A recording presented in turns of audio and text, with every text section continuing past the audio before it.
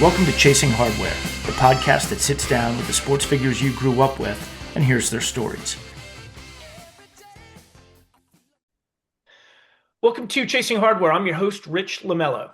My guest today is in the Basketball Hall of Fame. He was a two-time All-American at Kentucky and remains the all-time leading scorer for the Wildcats. He played 6 years in the ABA, winning the 1975 title with the Kentucky Colonels, and is the second leading scorer all-time for the league itself. And in 10 seasons with Denver, he averaged over 20 points and over 8 rebounds a game and remains the Nuggets' second leading scorer of all time.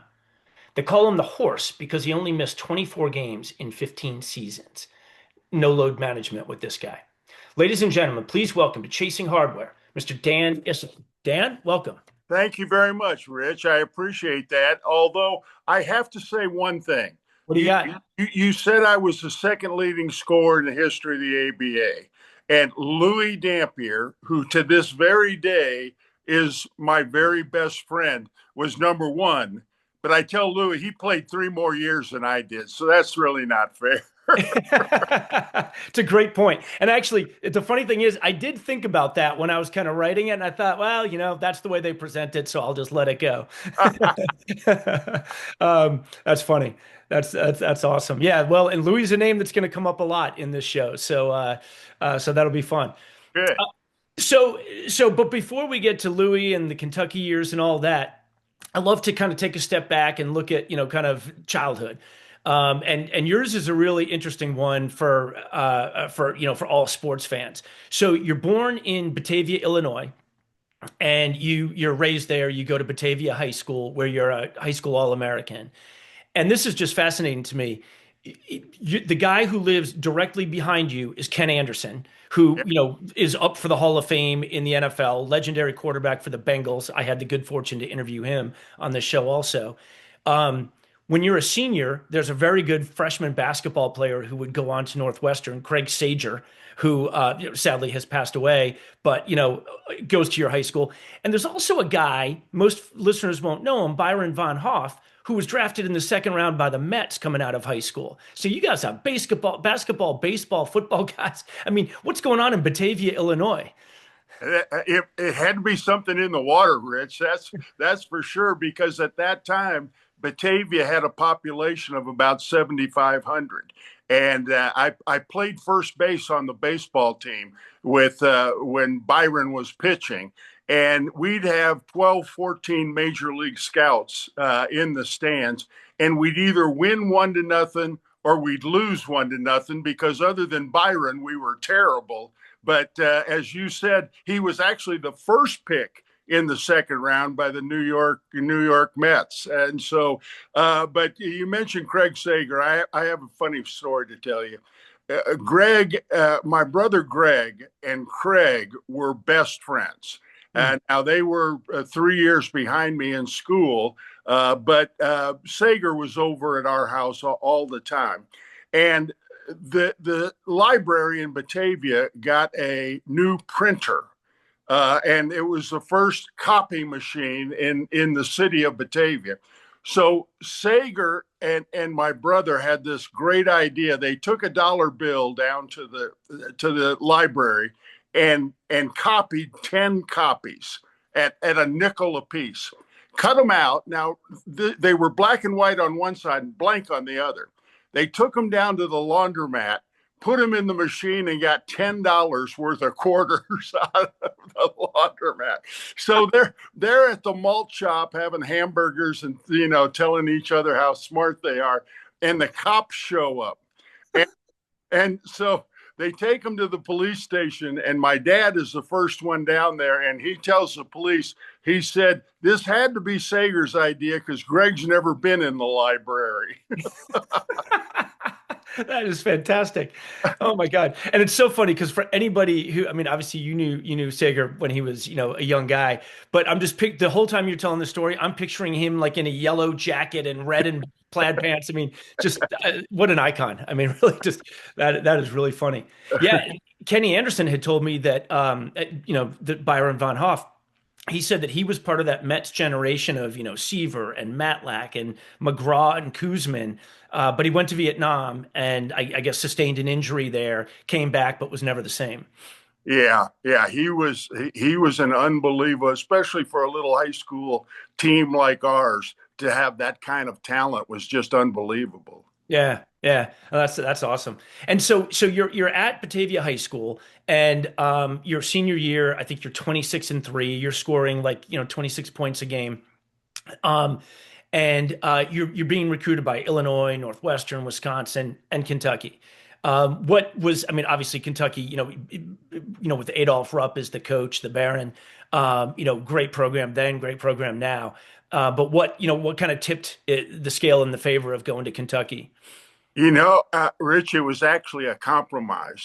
My mom and dad wanted me to go to Northwestern. It's 45 minutes from Batavia, obviously a great academic institution. At that time, Coach Glass didn't have much of a basketball program, but I think they were very impressed with how much it costs to go to Northwestern and how much my scholarship would be worth. I wanted to go to the University of Wisconsin. That was I thought that was a very neat place to go to college, and we kind of went back and forth. My first recruiting trip to Kentucky, I picked up a copy of the school newspaper, and there was a story about recruiting, and there was about 15 names mentioned, and mine wasn't one of them. So I went back home thinking, well, it's going to be Northwestern or Wisconsin, and as a compromise, because my folks wanted me to go to one school and I wanted to go to other, a couple of people that Kentucky was recruiting went elsewhere, and they picked up their recruiting of me. So it was just a lucky compromise that I wound up going to UK and of course playing for the legendary Adolph Rupp. Yeah, yeah. And so your senior year in high school, so the year that you're committing to them, they go to the finals and they lose in that, kind of very famous final against Texas Western, what we now know as UTEP, Yep. the first all black starting five, and Kentucky loses. And so you come in the next year, and it's an interesting year. Adolph Rupp didn't have a lot of kind of mediocre years, but when you're a freshman and freshmen couldn't play, so you were just, kind of, you weren't on the varsity. Right. They're 13-13, fifth in the SEC, which is like almost unheard of. And then your 3 years that you play, you win the SEC every year. Tell me a little bit about that transition and what it's like as a freshman, not playing, but I'm sure you're in the practices. Yeah, absolutely. In fact, because the year ahead of me, Rich only had one scholarship player. They started out with five, three didn't make the grades, and one transferred. So Phil Argento was the only member, the only scholarship member of the class ahead of me. We had 12 freshmen on scholarship, if you can imagine that, and so it uh, it, it it was hard to go through because they thought it was going to be a great year because the two All-Americans on that team that lost to Texas Western were Pat Riley and Louie Dampier. But Pat had an accident that summer, a boating accident, had a really bad back, and some of the other players that came around him didn't have that good of, and so we would scrimmage the varsity almost every day in practice. And believe me, with that 13-13 record, which by the way was Coach Rupp's worst record in 42 years of coaching at Kentucky, it Yeah. wasn't a pleasant atmosphere at all. But the freshman team went 18-2 with the schedule that we had. And so a lot of people were hopeful after that year that things would get better in Lexington. Yeah, and like I said, you win three straight SEC titles. I think you're basically 22-5, 23-5. I mean, every year. And your sophomore year, so you never actually play with Riley and Dampier on the varsity because your Right, freshman year they're seniors. right. And obviously, as you mentioned at the top, you become very tight with Louis Dampier. And were you buddies or acquaintances with Pat Riley also? It was funny. Uh, Pat didn't because we were freshmen, and we had an unbelievable recruited team. Rich, we had Mr. Basketball in Ohio, Mike Pratt in Kentucky, Mike Casey in Tennessee, Randy Poole, and in Alabama, Travis Butler. We were a pretty, I don't want to say cocky, but we were a pretty confident group. And so Louis befriended me for some reason, and we seemed to hit it off. But Pat didn't have much to do with the freshmen while we were there for sure. Yeah, it happens. That's funny. And so yeah, so then your sophomore through senior year, you guys go to the Elite Eight, Sweet 16, and the Elite Eight. And two questions I have for you. One is you're there at an interesting time. Your 3 years of varsity are the same as Pete Maravich's. Yep. And it's amazing because like I mentioned, you're the leading scorer of Kentucky of all time. I was looking at Maravich's numbers. I mean, they are ridiculous. They're just off the charts. And every time you guys played them, your scores are all kind of 85, 75, something like that. And then the 6 games against LSU, it's like 120 to 115. I mean, it's just, through the roof. And you guys finished 1-2 for SEC Player of the Year every year. What was it that you weren't playing matched up against him, but what was it like playing, on the court with Maravich? Yeah, you caught yourself, Rich, kind of saying, did he just do what I think I saw him do? He was amazing. Now, Pete wasn't a great shooter. He was more of a quantity shooter than he was a quality shooter. But to this day, he's the best ball handler and passer I have ever seen. Mm, I mean, what he could do with a basketball was just astonishing. And a funny story. You mentioned we were head to head. We played 6 times, and Coach Rupp's philosophy was, we're going to let Pete get his. We can't stop him anyway. We're just not going to let the other 4 beat us. And so in those 6 games, head to head with Pete, he averaged 52 points a game. Now remember, there's no 3-point line then. He right. averaged 52 points a game with no 3-point line. And the closest they ever came to beating us was 9 points. But Pete was a hoot. We weren't close, but we got to know each other. And when he came to Lexington, we might go out the night before a game and vice versa. And we were together for a week at the Olympic trials. And of course, he went to the NBA and I went to the ABA, and we kind of lost contact. But I really enjoyed Pete. He was an amazing player and a fun guy to be around. Yeah. Oh God, that's a great story. And your senior year, you guys are, kind of 1-2 in the country, and you play Notre Dame in what is effectively, I guess, the round of 16. And you score 44 points. Austin Carr goes off. He scores 52. That was, I mean, that's fireworks. And you guys beat him. And then you play Jacksonville. And Jacksonville, you score 28 points. Jacksonville's got a couple of big guys, to include Artis Gilmore, who would become your teammate for the next, kind of half dozen years. They got you that night. It seems like, you guys kind of offset each other a bit.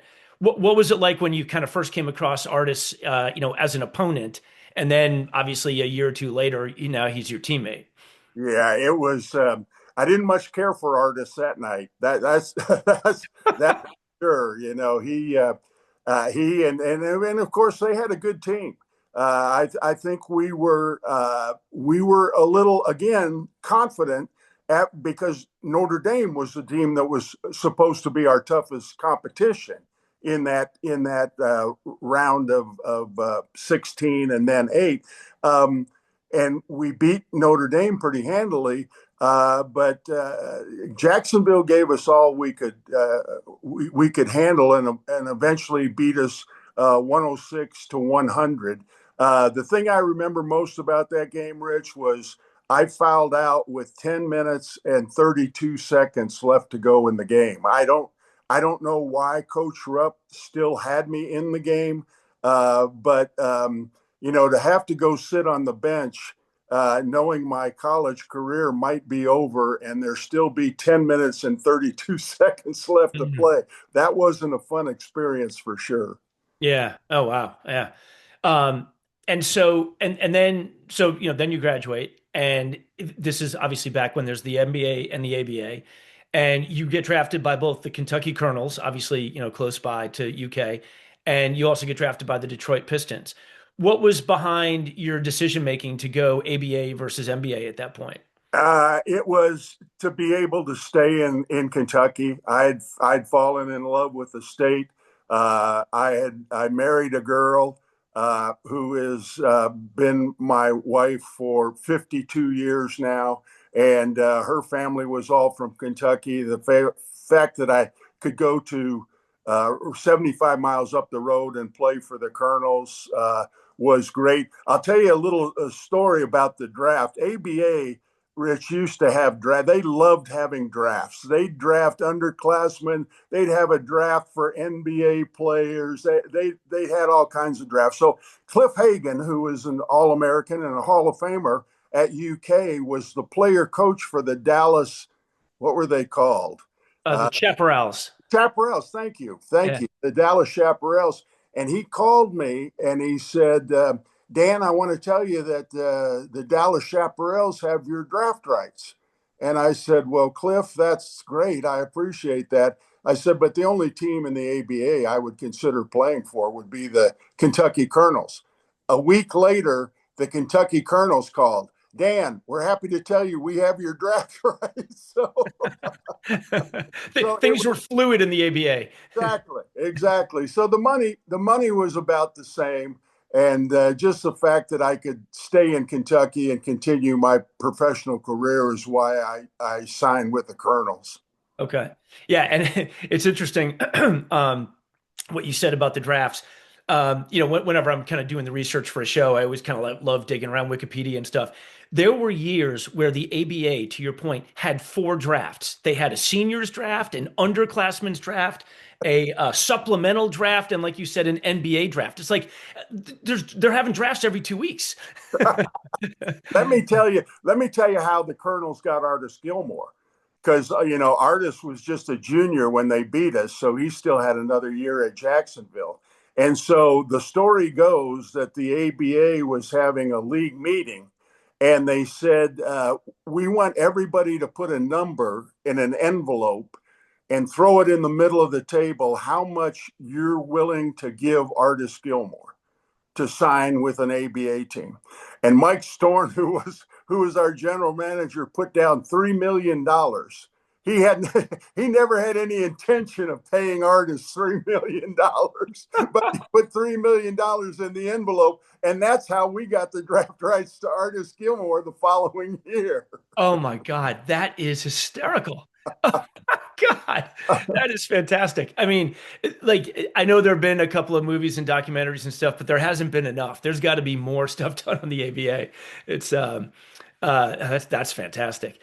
Well, yeah, so you go there, and it's the ABA. Your first year, you have three coaches.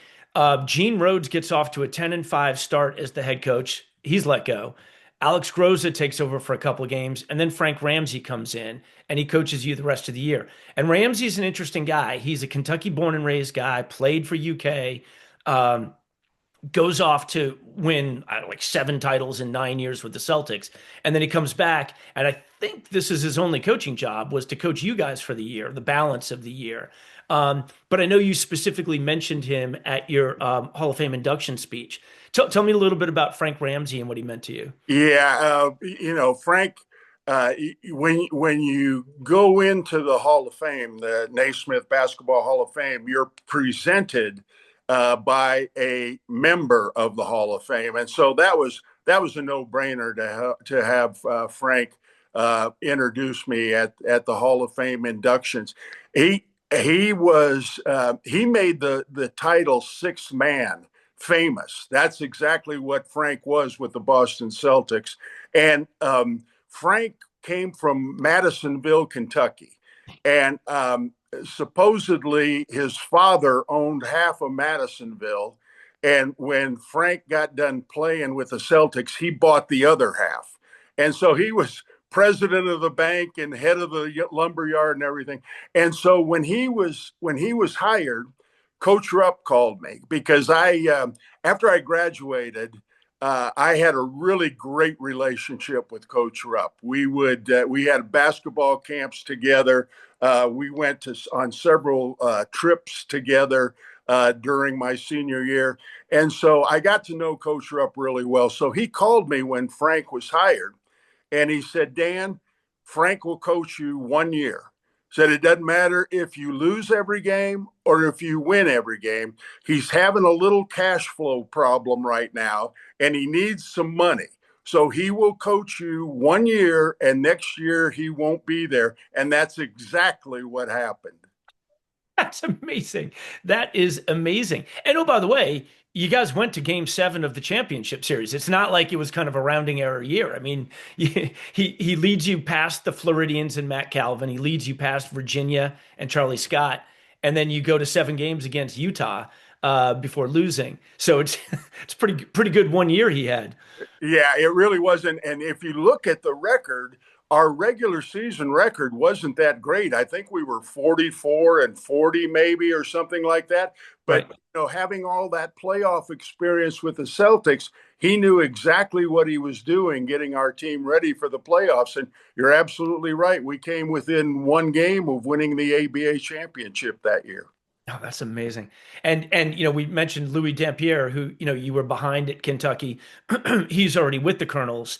Did that also, but obviously it sounded like you just loved Kentucky anyway, but having Dampier there, did that, kind of add to the allure of going to the Colonels? Absolutely. Absolutely. And Louis and I were, things were a little different then. We flew coach. We got $12 a day for per diem. We had to have roommates on the road. You didn't get a hotel room all by yourself. And so Louis and I were roommates for 4 years with the Kentucky Colonels. And, that I cherish that friendship. That's a friendship that I've had for a long, long time. Yeah. Oh, that's awesome. And then, so the next year, like you said, you get Artis Gilmore. The $3 million story is awesome. That is a fantastic story. You get Artis in the draft from Jacksonville. And now you two are like, a ridiculous front court tandem. And I think you finished 1-2 in the league MVP voting. And for the next well, you're an all-star every year in the ABA. And for the next, 4 years that you guys play together, both of you and Louis are all going to the all-star game every year. And I'm curious about one thing about that season. You play the Bullets at the time, the Baltimore Bullets, which is like, Pearl Monroe and guys like that in an exhibition game. And there were starting to be more and more of these ABA, NBA exhibitions, but this was I think this was the second one, and you beat them. You actually cleaned their clock. You beat them by like 25 points. Um, how big a deal was that for you guys? It was a big deal. It might not have been too big a deal for Baltimore, but it was a big deal for us because, the ABA, starting my year, the ABA was getting more than its share of college talent. I mean, the consensus All-American team, my senior year, was, of course, Pete Maravich, Calvin Murphy, Rick Mount, me, and Bob Lanier, and three of us, Rick Mount, and Charlie Scott.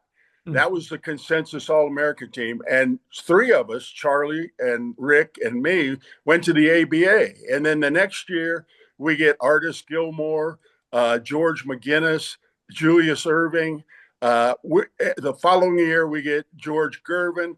I mean, the ABA was the best kept secret that during that time, because we had multiple teams in the ABA that were just as good as the teams in the NBA. Yeah. And oh, by the way, you've got guys switching over from the NBA, Rick Barry and Billy Cunningham, Yep. guys like that coming in and, who had massive success in the NBA, then having success in the ABA, and then going back to the NBA and continuing to have success. So yeah, okay. That was interesting. And Joe Mulaney comes in as the coach, and this is a guy who's coached a bunch of different teams. I think probably most famous for coaching Providence College in the '60s, guys like Len Wilkins.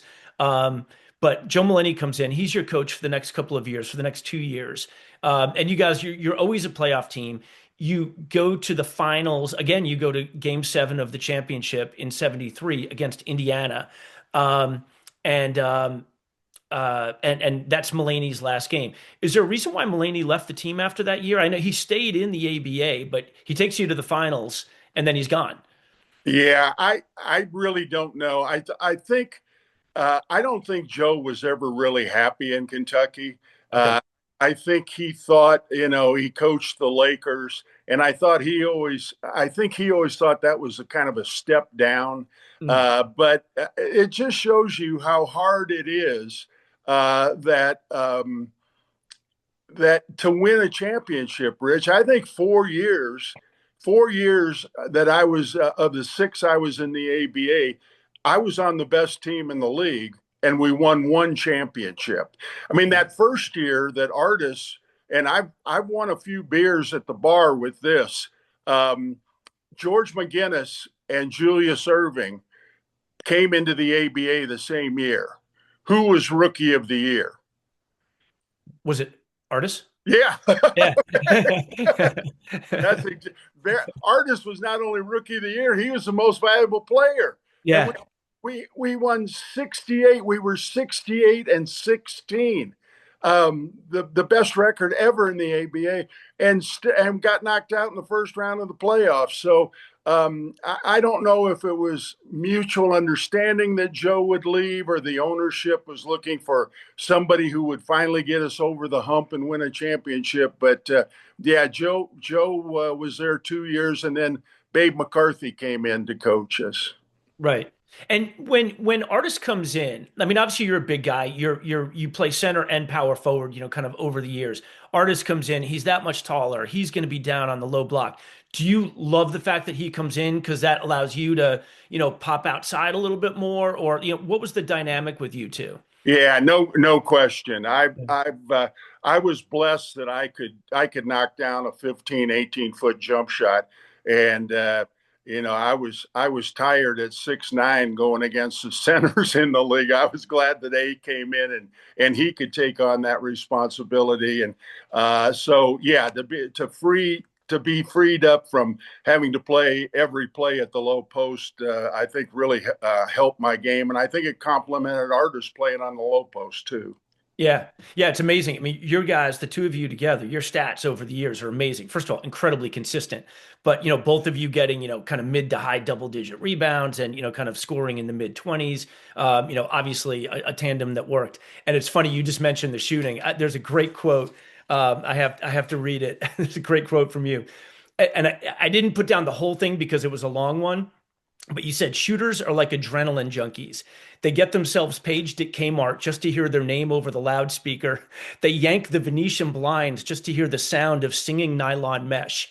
And it goes on. I mean, it's just so great. It's like, that's a shooter. Yeah. Frank told me my rookie year, Frank Ramsey told me, Rich, he said, if you're a shooter, you keep shooting. If you miss five in a row, you really think the next five are going to go in. And so that was kind of my philosophy. Yeah, makes sense. Yeah. That's awesome. So then Babe McCarthy comes in, and again, just one of those funny, quirky things. He comes in, and you guys, you beat Carolina and Billy Cunningham in the first round of the playoffs. You then lose to the Nets and Dr. J, and I think they went on to win it that year. Babe McCarthy's the coach of the year in the ABA and doesn't come back. I mean, he ultimately passed away, but he's not brought back the next year. They bring in Hubie Brown. Was that a weird transition? No, I was pretty sure it was coming. By then, we were when I first got there, we were owned by five businessmen in the Louisville area. And by that time, John Y. Brown, who of course went on to be governor of Kentucky and founded or helped the colonel found Kentucky Fried Chicken, he owned the club all by himself. And I can remember we were in Babe's room. It was Babe, me, Louie, and somebody else, and we were playing cards. And John Y. knocked on the door and came in, and he was furious that we were losing the playoffs, and we weren't watching film or practicing or something. We were playing cards. So I had a pretty good idea that Babe, after we lost that series, that would be the end of Babe. And then, as you said, hiring Hubie Brown was the greatest thing that ever happened to the Kentucky Colonels. Yeah, yeah. So Hubie comes in and he'd been an assistant up in Milwaukee for Larry Costello. And they win a title with obviously Kareem and Oscar Robertson and Bobby Dandridge and that team. And so yeah, so John Y brings him in, makes him the head coach, and you guys win the title that year. In fact, it's a pretty amazing run. You guys the last, whatever it was, 20 some odd games of the regular season and then through the playoffs, you guys go 34-6 between the end of the regular season and through the playoffs. Just an amazing run. Um, Yeah, and win the title. Tell me yeah. a little bit about that. We won the last 10 games of the regular season to tie the Nets for the best record. And then we had a 1-game playoff with the Nets and Doc and beat them to be the number 1 seed in the East. And then we won all 3 playoff series 4-1. So it was a pretty incredible run to win that my first and only championship. Yeah. Yeah, that was hell. And it's funny, every now and then I just like to check out the stats. In that 1-game playoff with the Nets to determine who's the 1 seed, and you guys won it. Artis gets 33 rebounds. That's a hell of a night on the boards. I mean, my God, he's averaging like 17 or 18 anyway. You're averaging like 12 or 13, but he gets 33 rebounds. Yeah. Either somebody was missing a lot or he was just wiping the glass. No, if it went up, there was a pretty good chance Artis was going to get it. Yeah, that's a hell of a run. Um, and then it's kind of a weird situation. And obviously the ABA, a lot of these teams at various points were cash strapped.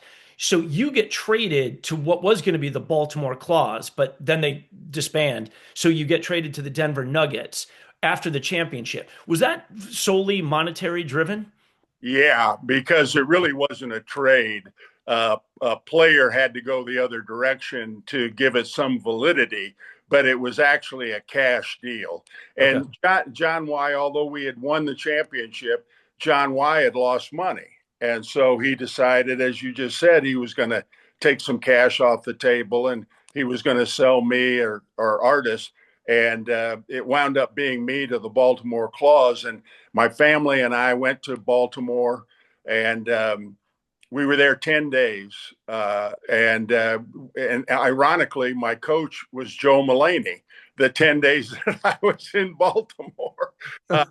But we all knew it was no hope. It was the old Memphis Tams franchise that had been basically given to a couple of guys in Baltimore, and we go to the first day of training camp. They hand us our equipment, and it's the Memphis Tams equipment. The Baltimore didn't even have their own equipment. So, but John never got his money. I've seen reports of 350,000, $500,000. I don't know exactly what he sold me for, but anyway, after 10 days, he never received his money from Baltimore. So he called me up one night in the Baltimore hotel and he said, Dan, he was taking pretty good heat in Kentucky, getting rid of me. And he said, Dan, if I get you out of here, will you say some nice things in the media about me? And I said, John, you get me out of here, I'll say anything you want me to say. And so he said, okay, good, come down. I'm here at the hotel in room 212. Come on down. So the next day I was on my way to Denver, which of course was, the most blessed thing that ever happened to me, because a year later, there was no ABA, there was no Kentucky Colonels, and I was in a great spot in Denver, one of the 4 teams that merged into the NBA. Yeah. And it's quite a lineup. And before we get to Denver, I just want to say one thing about John Y. Brown. Yeah, so governor of Kentucky, co-founder, whatever, of Kentucky Fried Chicken, owns the Colonels. Then when the ABA ends, buys the Buffalo Braves. Right. Yeah. And that's Bob McAdoo and some real talent, Ernie DiGregorio. Marvin Barnes is there for 10 minutes. Moses Malone plays 2 games for them. I mean, just crazy. Randy Smith. And there's a guy, I'm going to forget his name, owns the Celtics. I, And I think his name is Levine. Levine, okay. Yeah. And he owns the Celtics, but he's from San Diego. And he wants to move the team. And the NBA is like, you're not moving the Boston Celtics to San Diego. That's not happening. And so they work out a swap. John Y. Brown becomes the Celtics owner. Levino takes over the Braves, and the Braves are gone, kind of 10 minutes later to become Yeah. the Clippers, which ultimately move up to LA. So just, kind of an interesting little sidebar on him. Um, and also, Hubie Brown, who obviously was an assistant with that Milwaukee championship team, coaches you guys to the title, coaches in the NBA for many years, the Knicks and the Atlanta Hawks and a bunch of other teams. He says that you guys were the best team he ever coached. You had the perimeter shooting with you and Louie Dampier. You had Artis down on the blocks. You had guys like Teddy McClain who could guard anybody. Gene Littles could guard anybody.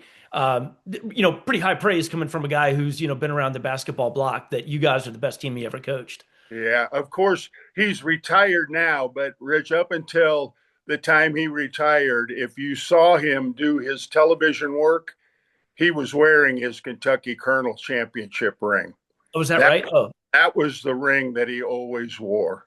oh, Yeah. that's cool. That's a cool anecdote. Um, so yeah, so you end up in Denver, and obviously you make a career for yourself there. And that first year, it's still ABA. And so you come into that team, and it's Larry Brown in one, not his first coaching stop, but one of his first coaching stops. Larry Brown's the coach, and it's kind of funny. You go on this run of North Carolina guys, which is kind of funny for a Kentucky guy. Um, so pretty soon we're gonna have Donnie Walsh and then Doug Moe. So you're playing for these Tar Heels forever. Yep. But so Larry Brown's the coach, and you guys you lose to the Nets in the finals. Your team is David Thompson, the Skywalker, getting 25 or 26 a game. Ralph Simpson is a great scorer. Bobby Jones is kind of a great two-way guy. What's it like when you kind of go into that Nuggets locker room and you see some of the talent they have? Yeah, it was again, I told you I was so fortunate to wind up in Denver after the ABA well, it hadn't folded yet, but it was on the way to folding because of the people you just mentioned. And we again, this was one of those teams that I thought was the best team in the league. And then we eventually lose in 6 games to Julius and the Nets. And that, of course, that 6th game wound up being the very last game ever played in the ABA. But Doc basically took over that series himself, Rich. We had the home court advantage. We had the better record. We had the home court advantage. And in game number 1, they came to Denver and beat us. And Julius had 18 points in the 4th quarter. And wait a second, he's being guarded by a guy a lot of people think might be the best defensive forward that ever played, Bobby Jones. And he gets 18 in the 4th quarter. And so, Doc kind of willed the Nets into that championship. Yeah, I think he averaged 38 points a game. Something like that, yeah. That's pretty amazing. And then the next year, you're in the NBA. And is there any, at this point, you've been in the ABA for 6 years, obviously hugely successful, All-Star every year championship, and gone to the championship finals, a handful of times. Is there any trepidation, or are you like, we got this? This will be fine. I don't think because we had played some of those exhibition games you mentioned earlier, and we could watch the NBA teams play on TV, not as much as they do now, but they were on TV every once in a while. No trepidation at all. In fact, the Denver Nuggets won the Midwest Division the first 2 years we were in the NBA. So no, I think we were all pretty confident we could hold our own. Yeah, and it's funny, the NBA, not exactly the most welcoming league. You have to pay a fee to come in, fine, $3 million. No TV money. Now there wasn't a ton of TV money at the time anyway, but zero is zero. You don't get a draft pick in '76, and you don't get to vote on things like, kind of how to split gates and stuff like that. So they put you guys in the penalty box for a couple of years. Yeah, and I think we were talking about John Y earlier. I think that is another reason he thought it was time to cash in instead of paying that price. I think he thought that was a ridiculous ransom to pay when we thought our teams were just as good as the teams in the NBA. Yeah, yeah, for sure. Um, and that first year in the NBA, like you said, you win the division. You come up against Portland in the first round of the playoffs, and they win the title. And that's the Walton gang, right? It's Bill Walton, it's Maurice Lucas. What's it like, kind of playing against those guys? I mean, Lucas obviously the legendary, aggressive forward, and Walton's Walton. What's it like playing against those guys? Maurice Lucas is the only guy I ever played for that hit me in the chest with an elbow at midcourt. I guess I figured if he did it at midcourt, he'd get away with it more than if he did it under the basket. But Bill was special. If Bill, today people ask me about Nikola Jokic. Have you ever seen anybody like Nikola? And the answer is no. There's never been anybody that plays the game like he does. But the closest that I can come to is Bill Walton, because Bill was a scorer. He was a passer. He incorporated all of his teammates in the game. And if he hadn't had all the injuries that he'd had, Rich, I think we'd be talking about him as one of the greatest centers to ever play in the league. I mean, he's close now, Sure. but no, Bill was special. Yeah, yeah, and that team that you're on. So I rattled off a few of the guys. David Thompson. I mean, for basketball fans who can remember, the earlier '70s, NC State famously knocks off UCLA in just a massive upset and wins the national title there. Kind of breaking that long streak that Wooden's teams had. And he was the Skywalker. Famously could kind of pick a dime off the top of the backboard and all that. And now he's your teammate for the next kind of almost 7 or 8 years, whatever it is. What was it like playing with the Skywalker? Yeah, he was, as you said, he was unbelievable. We got to the last game. I can't remember exactly what year this was, but he's fighting George Gervin for the scoring title. And our last game is a Sunday afternoon game in Detroit. And so, we all get together. David, you're going to win this scoring championship.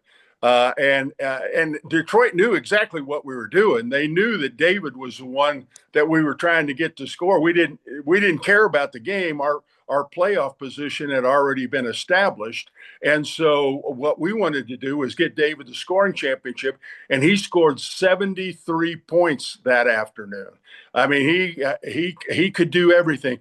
One of the most tragic stories, was his finally getting hooked on drugs, and it brought his career crashing down. But if he hadn't gotten involved with that, I think we talk about him in the manner we talk about the greats that have ever played the game. He was that talented.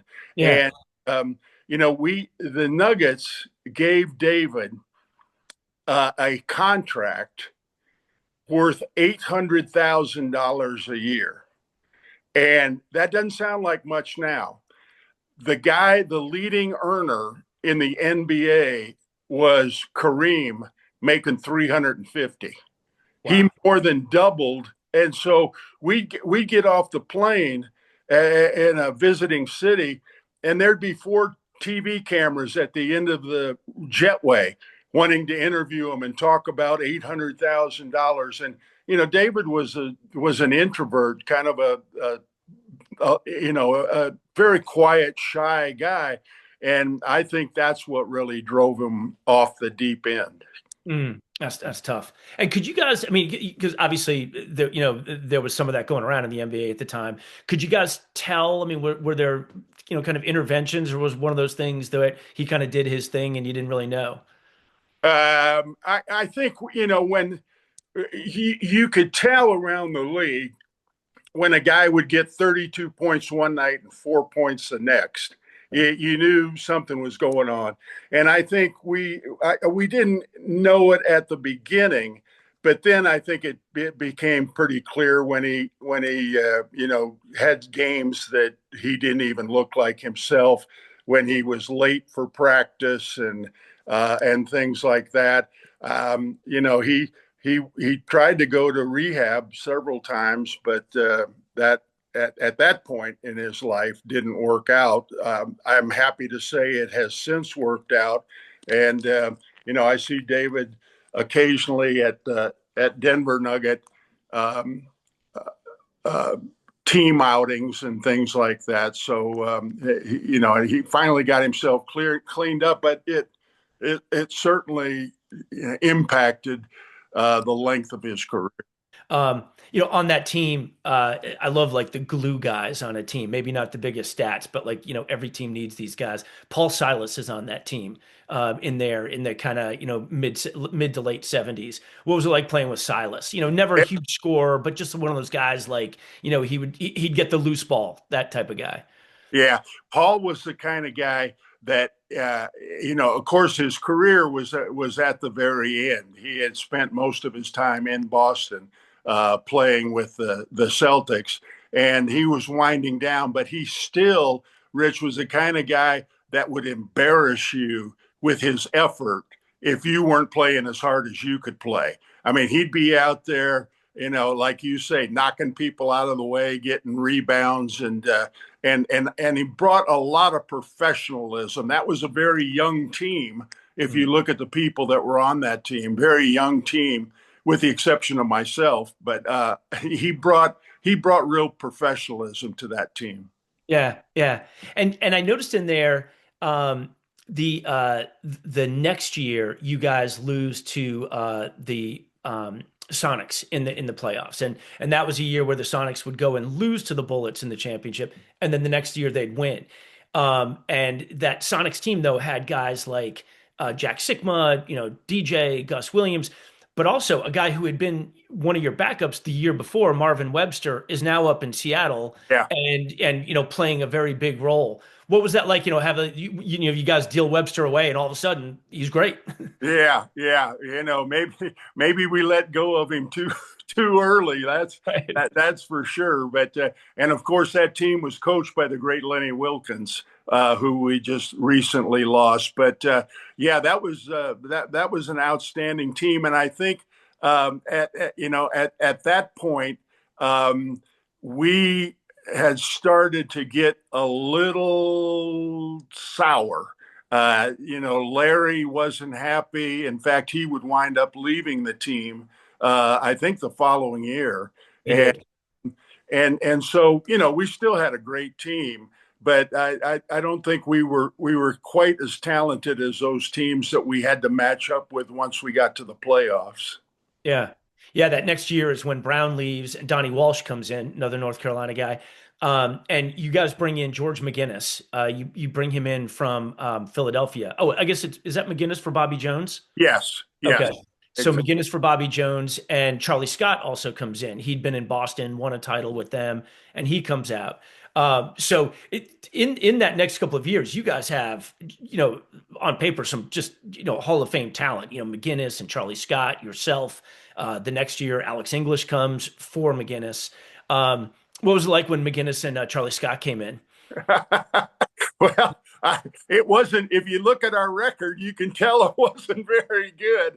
Yeah, it's actually surprising how, you guys were like 8 games under 500 with four Hall of Famers in the lineup. Yeah, obviously, there was a chemistry issue somewhere.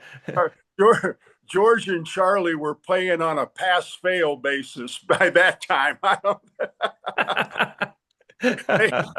I'll tell you a funny story. So we trade Bobby Jones for George McGinnis, and we're having first day of training camp. We're having training camp at the Air Force Academy. So not that 5,200 feet is bad enough, the altitude in Denver, but we go to the Air Force Academy where the altitude is 7,200. And so we start practice like every team did, running 3 lines. And, we had, I don't know, 18 guys in camp. So you're supposed to be going every sixth time. Well, George he's talking with everybody and trading lines and not going every sixth time. He's going about every 12th time. So after 10 minutes, Larry Brown blows the whistle and says, all right, everybody back in the locker room. And he goes on a rant about, not taking your turn and, and not taking this seriously. And everybody knows he's talking about George because everybody is doing their part. And so he says, now get back out there and run that drill right. And he calls Carl Scheer, our general manager, and says, get McGinnis out of here. He'd been a Nugget for 10 minutes, and Larry wants to trade him. And I love George. There was no funnier man on earth than George McGinnis. In fact, when we finally beat them to win the championship late in game 4, we're on the free throw line together, and he leans over and he says, well, looks like you guys are finally going to win one. So, but I tell people, Rich, he was part of the worst trade in the history of the Denver Nuggets when we traded Bobby for him. And he was in one of the best trades the Denver Nuggets ever made when we traded him for Alex English. Yeah, to the Pacers. Yeah. Yeah. Because Bobby Jones goes to Philadelphia, and he's, he and ultimately, obviously, Moses Malone are like the missing ingredient for that team that goes on to a bunch of finals and wins in '83. And then Alex English comes in, and English had like kind of a funny career, a couple of years in Milwaukee, a couple of years in Indiana, showing that he could score and stuff, but not being like the all-star that he got to Denver and he just went off. Yeah, well, he can thank Doug Moe for that because of the way that Doug played the passing game. No set plays. Everybody was in constant motion. If you gave the ball up and made a hard cut, you'd get the ball back. And that offense was built for Alex English, and he just thrived in Doug's passing game once he got here. Yeah, he sure did. So then you and he are, teammates for the next, kind of 7 or 8 years while you overlap. And then you also bring in another scorer, Kiki Vandeweghe, comes in like a year or two later after that, again, under Doug Moe. And my guess is that Moe, kind of identifies him as another type of guy who we'd love to have running his offense. Absolutely. And, none of us could guard our shadow. So we had to score about 130 points a night to have a chance to win. But when you had Alex and Kiki, that was a great possibility. And so, that was a fun style to play, up and down, no set plays, knowing that if you pass the ball and things worked out right, you could get the ball back. And it was, again, you're right. It was made for Kiki. It was made for Alex. And we scored a lot of points and won a lot of games. Yeah. And in fact, in one of the games you guys win, actually, you lost, is I think the second highest scoring game of all time against the Pistons. It's like 186 to 184. I mean, it just jumped off the page and I had to look it up. I think it was at least at the time, it was the second highest scoring game of all time. Yeah.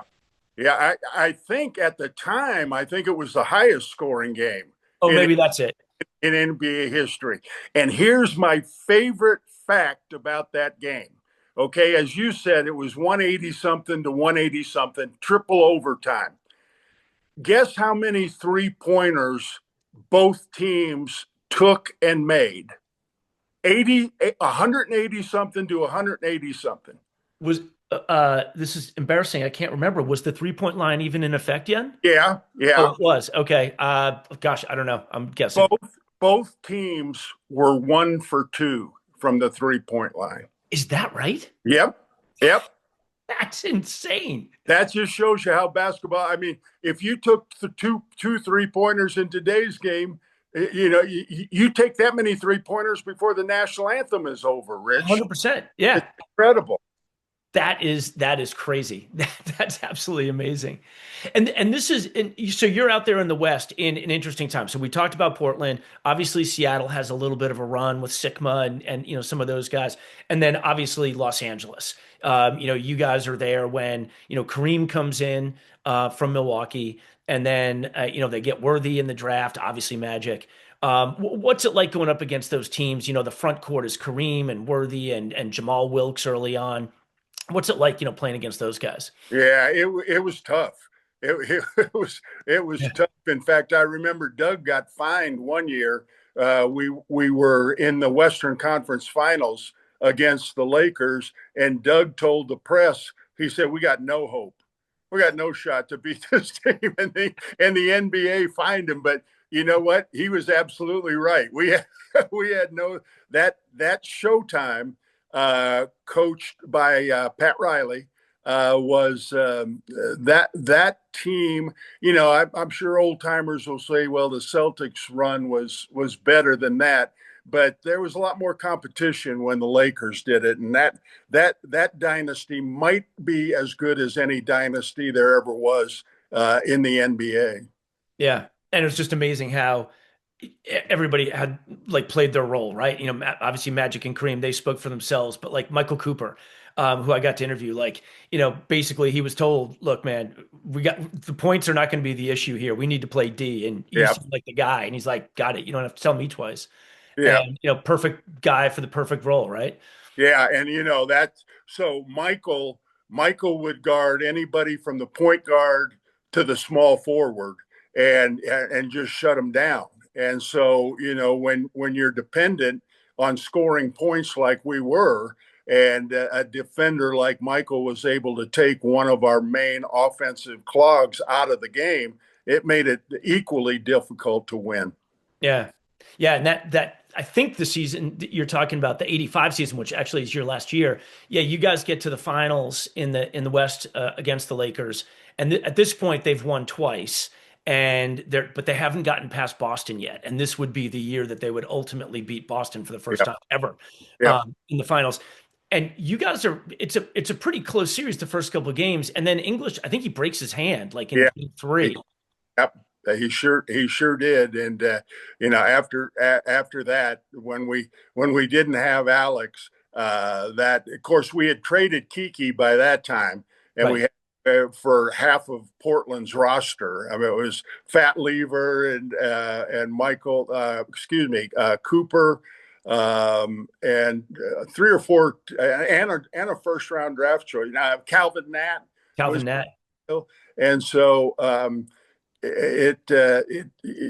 Yeah. Once we lost Alex, as Doug said, we were no hopers going in, but we were certainly no hopers after that. I guess you have to respect his honesty. That's pretty funny. Well, and we've talked about a bunch of the Western guys. I mean, so it's funny. I had the chance to interview Dave Cowens, and a little bit like you, kind of a 6'9" guy, so not 7'2", but obviously still kind of a power forward center type.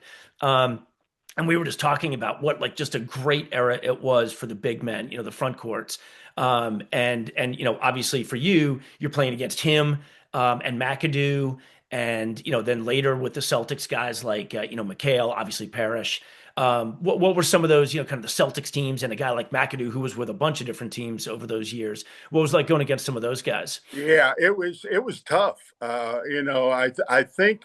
think during that period, I was the second shortest center in the NBA. Wes Unseld, I think, was an inch shorter than me, but it was difficult. And the only way that I could even compete, I mean, if I had to play at the low post against those names you just mentioned, I was a no hoper.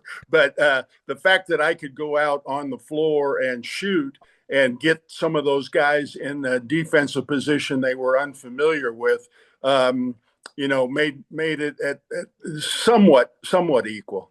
Yeah, yeah, that was like your competitive advantage, right? The ability to drag them out of their comfort zone.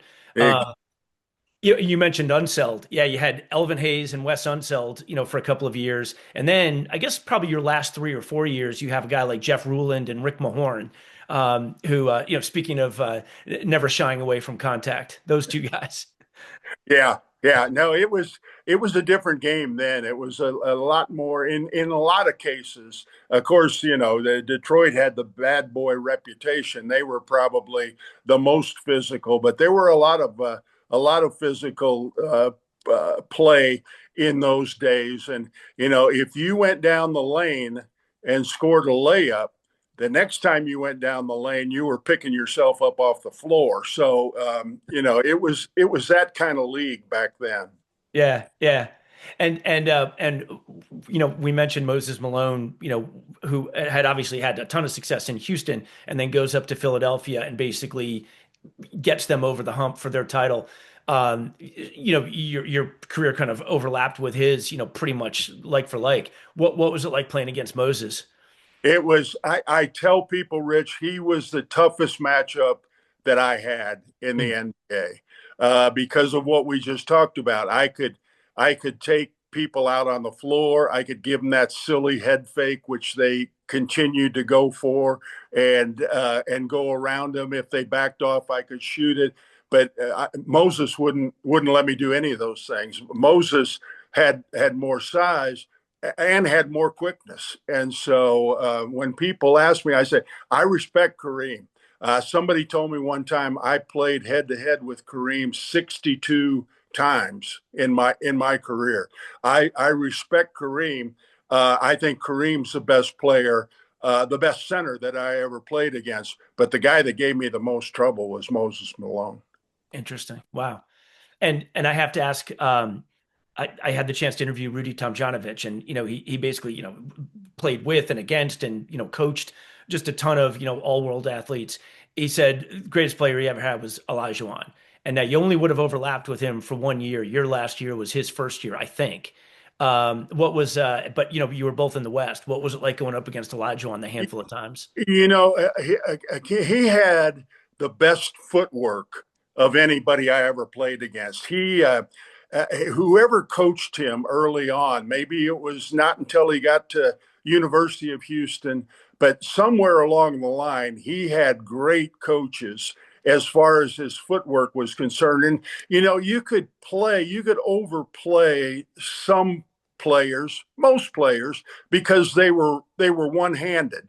In other words, Kareem wanted to come to his left and shoot that right-handed skyhook, and so you could overplay him. Olajuwon, you couldn't overplay. You you had to stand right behind him and hope he didn't fake you out of your jersey because of his footwork, and it was so good. And yeah, he was special. That's why he's in the Hall of Fame. Yeah, that's awesome.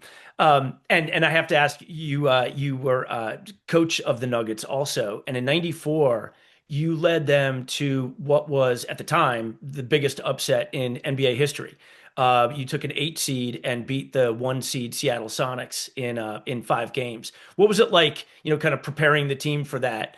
You're going in against the 1 seed and you're the 8 seed, right? And you're not telling the press we have no chance. You obviously thought you had a chance. It was the most rewarding experience, Rich, that I had in the game, in the game of basketball, because as a coach, you really don't have a lot of impact other than practices, timeout. I mean, you're not going to get a rebound, you're not going to score a basket. But we had a great bunch of kids, and we had, of course, the late Dikembe Mutombo, probably the best, my favorite player I ever coached, along with LaFonso Ellis from Notre Dame, Mahmoud Abdul Rauf, Chris Jackson from LSU, Reggie Williams from Georgetown, Brian Stith from Virginia. It's just a great bunch of kids who they were. When I took over, the Nuggets had the worst record in the league for 2 years. They won 20 games and 24 games. And they were tired of losing. They worked hard. They paid attention. They held each other accountable. It was a great experience. And to be able to pull that off, if you watch that game, and they still show it from time to time, on ESPNU or ESPN News. It went that fifth game. It was a 5-game series. That fifth game went to overtime, and that overtime might be the worst basketball you've ever seen. I mean, it was. I think we had 3 shot clock violations.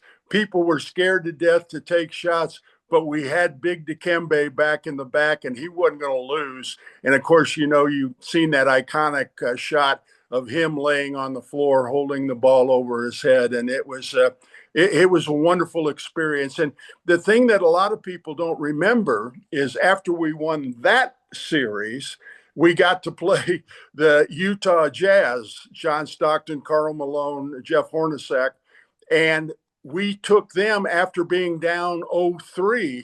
We won the next 3 games. And I think to this day, there's only a handful of teams, 4 or 5 teams in the NBA history that have been down 0-3 in a playoff series and got it to Game 7. Of course, no team has ever won Game 7 after being down that much, but we got it to Game 7, and I thought that was going to be a great team, and then we had the camaraderie in the locker room kind of fell apart. LaFonso Ellis cracked his kneecap, if you can believe that, and was lost for the season. And halfway through the next season, this team that had showed so much progress was 500, and I was showing the door. But that winning that year that we upset Seattle and almost upset Utah, the most rewarding experience I've had in the game of basketball. Oh, that's cool. I so distinctly remember that game. I've spent, as anybody who has listened to this podcast would know, I'm the guy at a wedding who like slides into the kitchen to watch the game on TV or something like that. And I remember being at a wedding reception. It was a Saturday afternoon, and we were at a wedding reception, and there was like 4 of us like in a bar, in the reception hall watching that game. I remember all the Seattle fans had signs that said "Not in our house," Yeah, and it happened in their house. sure did. And I have to ask one last question. Obviously, Hall of Fame and winning an ABA championship and the playoff series you just talked about are obviously massive accolades. But you also win the 1985 J. Walter Kennedy Citizenship Award, which is given out to one person a year in the NBA. Obviously, it's for community service and contributions to the game. Tell me what that meant to you, getting that award. Well, it's special. It's akin to winning the Walter Payton Award in the NFL today. And I have to give credit to my wife, Sherry, for that, because she's the one who has the philanthropist mindset. She was the one who got me to go to all of these charity events and children's hospitals and stuff like that. And, we tried to do a lot of this anonymously. I have a little problem with, team. I mean, it's good that they go into that children's hospital, but go sometime when the TV camera isn't there. And so it was very rewarding, but it, like when you serve others, you get a whole lot more out of it, Rich, than the other people do. Yeah, well put. Well, Dan, I have to tell you, it's fascinating listening to, the stories from back in Batavia, obviously the Kentucky years, both undergrad and also with the Colonels, and the great run in Denver, Hall of Fame career, Hall of Fame stories. So great to have you on the show. Thank you. My pleasure. Anytime. Okay. That's great. Thanks, Dan. And thank you for listening to Chasing Hardware. I've been your host, Rich Lumello. The Michael Stanley Band brought us in, and the Suburbs with Life is Like are going to take us out. Speak to you next time. Tonight, it feels like life. Come on. Life is like. Life is like. Life is like.